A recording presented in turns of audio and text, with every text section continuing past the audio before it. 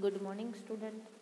तो हमने कल पहला काव्य इतनी शक्ति हमें देना दाता समझ लिया था।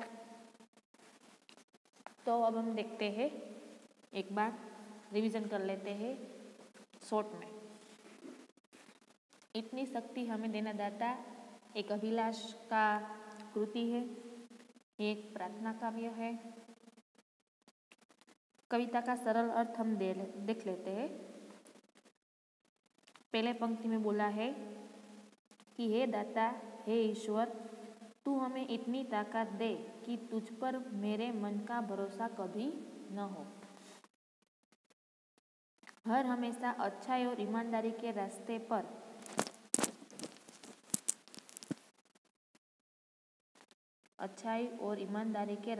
पर चले और भूलकर भी हमसे कोई गलती न हो।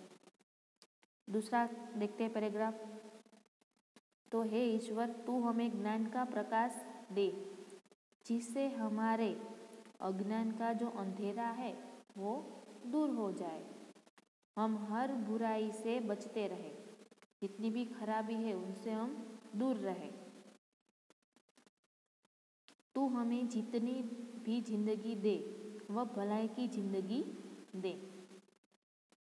हमसे किसी के साथ दुश्मनी न हो, और अगर कभी हो भी जाए तो हमारे मन में उसके साथ बदला लेने की भावना मत देना। उसके बाद देखते हैं, हम यह कभी न सोचे कि हमें क्या मिला है, हम ये सोचे कि हमने दूसरों को क्या दिया है। हम अपनी खुशियों के फूल सब में बांटे और सबका जीवन उपवन मतलब कि सुंदर बगीचा की तरह मधुबन हो जाए। हे ईश्वर, तू अपनी करुणा का जल बहाकर हम सबके मन का हर एक कोना पावन कर दे, मतलब कि पवित्र कर दे। उसके बाद हे ईश्वर, हम अज्ञान के अंधेरे में हैं, तू हमें ज्ञान की रोशनी दे। हम एक दूसरे से दुश्मनी कर अपने आप को मिटा डाल रहे हैं। हे ईश्वर, अगर हम गलत काम कर रहे हैं तो हमें मौत की भी सजा दे दे, हम खुशी खुशी उसे मंजूर कर लेंगे। कल जो बुरी घटनाएं हुई है वे अभी दोबारा कभी नहीं होगी। आने वाला कल है वो बीत गया है, लेकिन कल जैसा बुरा अब कभी न हो उसका ख्याल रखेंगे। आज हर तरफ अत्याचार हो रहे हैं, लोग उन्हें रोकने में असमर्थ हो रहे हैं। हर आदमी डरा डरा सा दिखाई देता है। पाप का बोझ भी बढ़ता जा रहा है। पता नहीं धरती यह कैसे सहन कर सकती है। हे परमात्मा, तू अपनी ममता के बल से धरती के इस बोझ को उठा ले, जिसे तेरी बनाई हुई ये दुनिया नष्ट होने से बच जाए। तेरी ये दुनिया है वो चलती रहे, उसका नष्ट ना हो। अब पहले आपको थोड़े MCQ लिखने हैं, वो मैं आपको लिखवा रही हूँ, आप लिखिए। पहला है, शब्दार्थ एक बार देख लेते हैं। विश्वास, विश्वास यानी कि भरोसा। नेक मतलब ईमानदार, नेक मतलब ईमानदार। रोशनी मतलब प्रकाश। बेबसी मतलब कि लाचारी। जुल्म मतलब अत्याचार। भली मतलब अच्छी। अर्पण मतलब समर्पित। मधुबन मतलब उपवन या तो बगीचा। पावन मतलब पवित्र। सहसा मतलब कि डरा हुआ। अब अभ्यास का हेडिंग मार दो, लेकिन क्वेश्चन नंबर 1 में आपको जो बोल रही हूँ वो लिखना। हेडिंग मार के क्वेश्चन नंबर 1 हेडिंग लिखिए, निम्नलिखित प्रश्न के उत्तर के लिए निम्नलिखित प्रश्न के उत्तर के दिए गए विकल्पों में से निम्नलिखित प्रश्न के उत्तर के दिए गए विकल्पों में से दिए गए विकल्पों में से सही विकल्प चुनकर सही विकल्प चुनकर उसका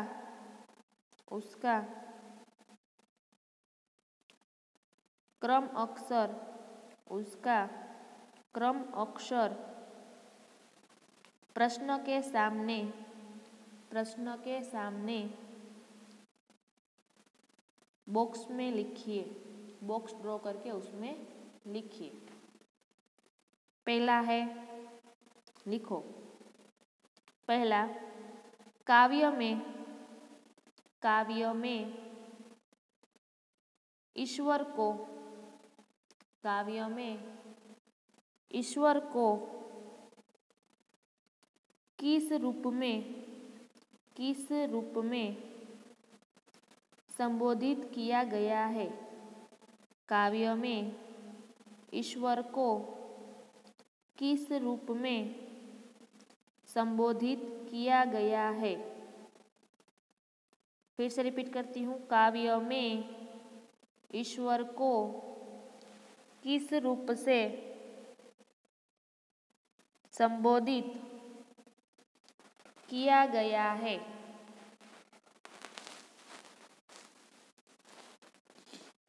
नीचे लिखिए ऑप्शन में। ए में लिखिए माता, ए में माता, बी में पिता, बी में पिता,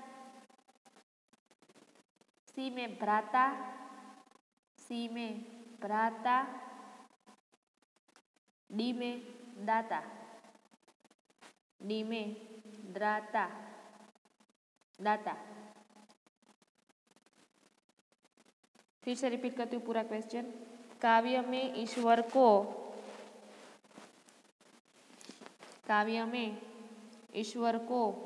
किस रूप में संबोधित किया गया है? ए में माता, बी में पिता, सी में भ्राता और डी में दाता। आंसर लिखिए डी, दाता। दाता मतलब ईश्वर। दाता। ओके। दूसरा लिखिए, कवि किसकी रोशनी मांगता है? कवि किसकी रोशनी मांगता है? कवि किसकी रोशनी मांगता है? आंसर लिखिए। ए दीपक,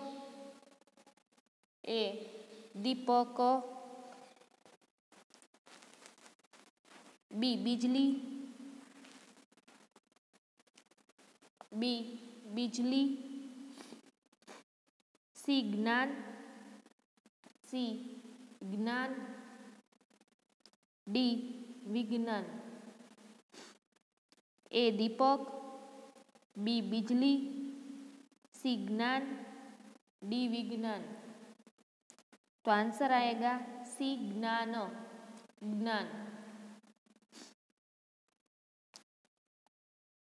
तीसरा लिखिए, दुश्मनी से हमें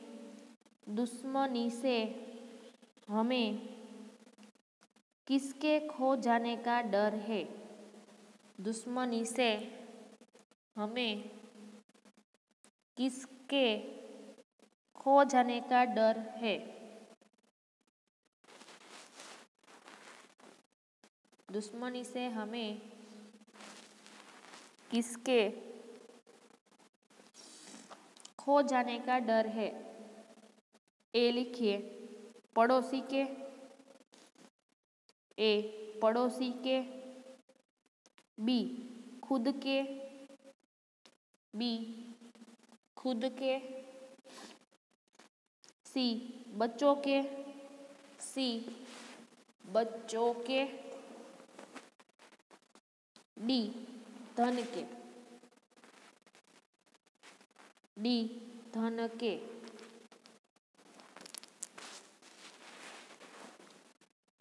आंसर लिखिए। बी खुद के, बी खुद के।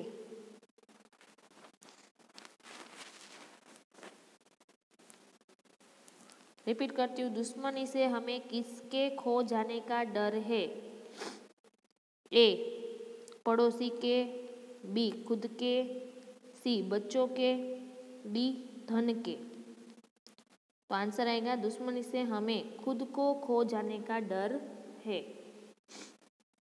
चौथा, जाने जाने कैसे ये, जाने कैसे ये खाली जगह थमी है, जाने कैसे ये खाली जगह थमी है। ए जिंदगी, बी धरती, सी सांस, डी आशा। देखो यहाँ लिखा है जाने कैसे ये धरती जाने कैसे ये खाली जगह थमी है। जिंदगी, बी धरती, डी सांस, डी आशा। तो आंसर आएगा बी धरती। आंसर आएगा बी धरती।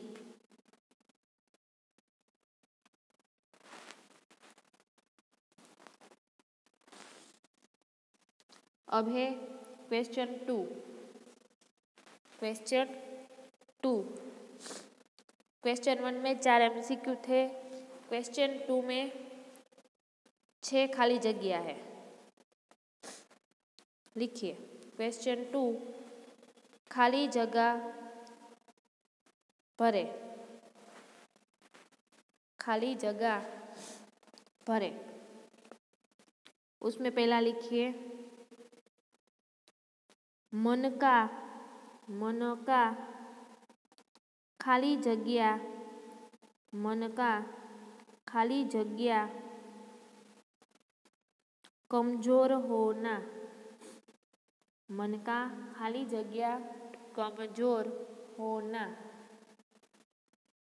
यहाँ पहली लाइन में लिखा है मन का खाली जगह कमजोर होना, तो खाली जगह में क्या आएगा? कमजोर, विश्वास।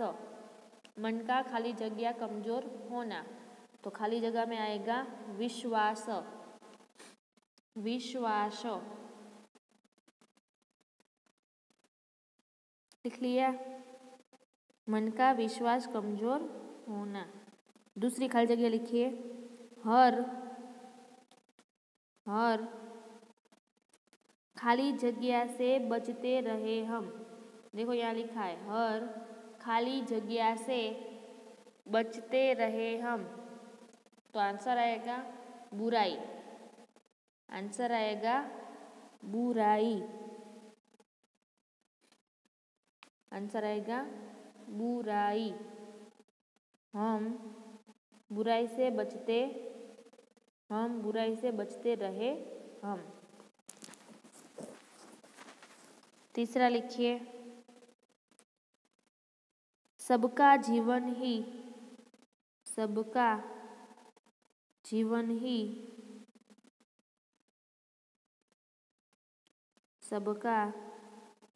भी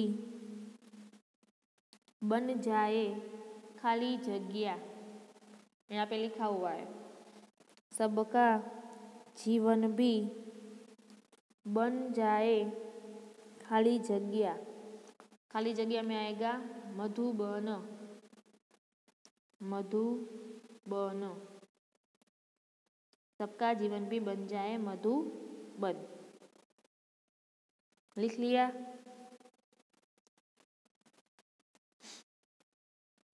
चौथा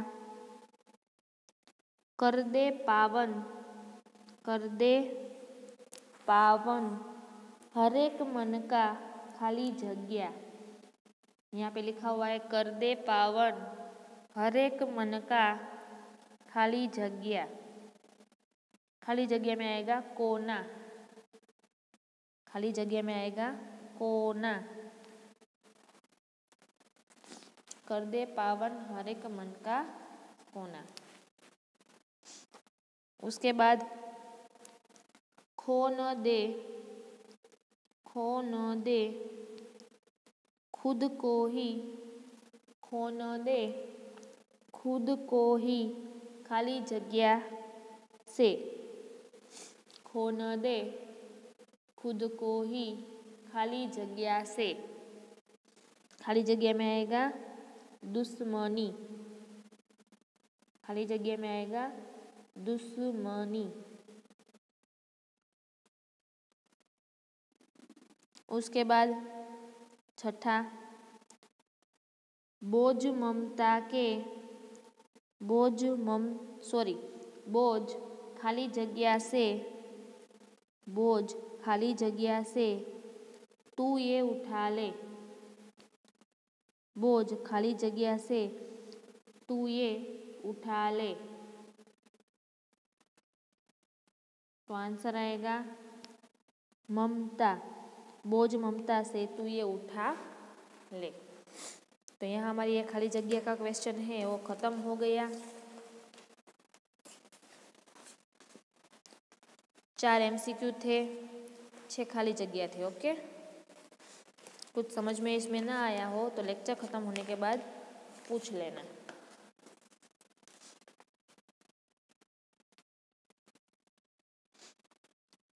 अब देखते हैं अभ्यास का क्वेश्चन नंबर 3 डालोगे, क्योंकि 1 हुआ MCQ, सेकेंड हुआ, फर्स्ट हुआ MCQ, सेकेंड हुआ खाली जगह, तीसरा है प्रश्नों के उत्तर दीजिए। प्रश्न 3, प्रश्नों के उत्तर दीजिए। उसमें फर्स्ट लिखिए, क्वेश्चन, मन का विश्वास कमजोर होना ऐसा कवि क्यों कहते हैं? मन का विश्वास कमजोर होना ऐसा कवि क्यों कहते हैं? मन का विश्वास कमजोर होना ऐसा कवि क्यों कहते हैं? तो आंसर लिखिए, क्योंकि, क्योंकि जब हमारा हम पर से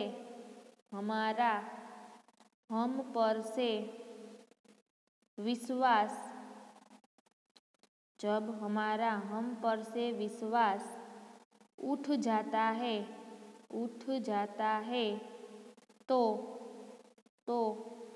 हम कोई काम विश्वास के साथ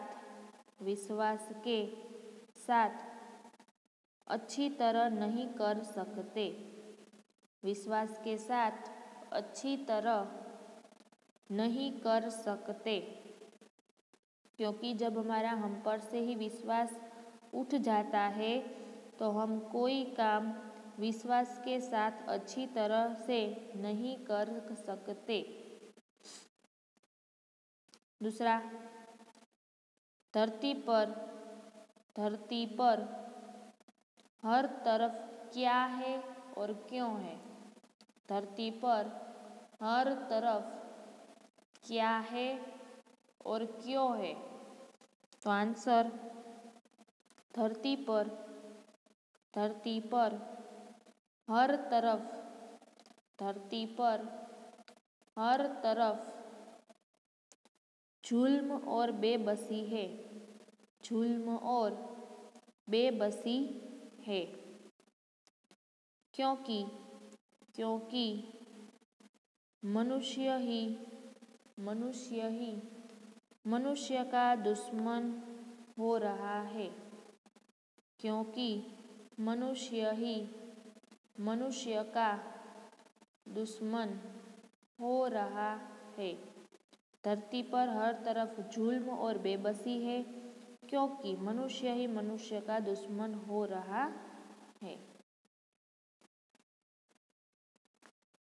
तीसरा, हम जगत में क्या अर्पण करना चाहते हैं और क्यों? हम जगत में क्या अर्पण करना चाहते हैं और क्यों? तो आंसर लिखिए। हम जगत में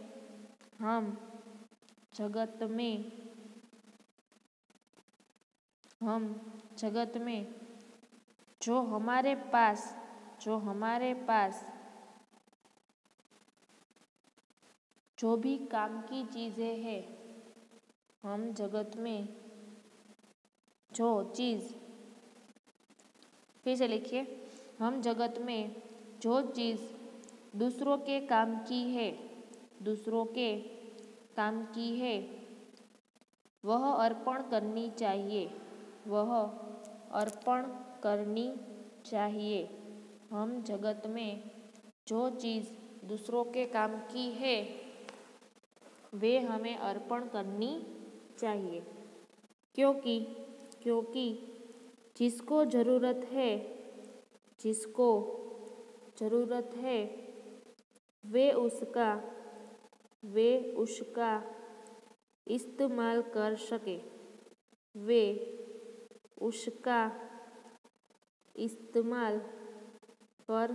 सके। चौथा क्वेश्चन, हम सभी को क्या बांटना चाहते हैं और क्यों? हम सभी को क्या बांटना चाहते हैं और क्यों? तो आंसर लिखिए। हम सभी को खुशियाँ बांटना चाहते हैं। हम सभी को खुशियाँ बांटना चाहते हैं। हम सभी को खुशियाँ बांटना चाहते हैं, क्योंकि सबका जीवन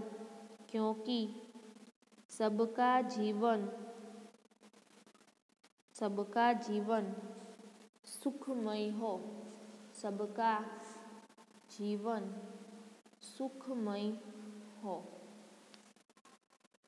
हम सभी को खुशियाँ बांटना चाहते हैं क्योंकि सबका जीवन सुखमय हो। पांचवा क्वेश्चन, सबका जीवन भी बन जाए मधुबन का भावार्थ क्या है? सबका जीवन बन जाए मधुबन का भावार्थ क्या है? तो आंसर लिखिए। सबका जीवन बन जाए मधुबन उसका भावार्थ है कि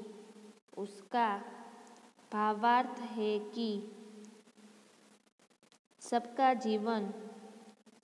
जीवन उपवन की तरह खुशियों से भर जाए। सबका जीवन उपवन की तरह खुशियों से भर जाए।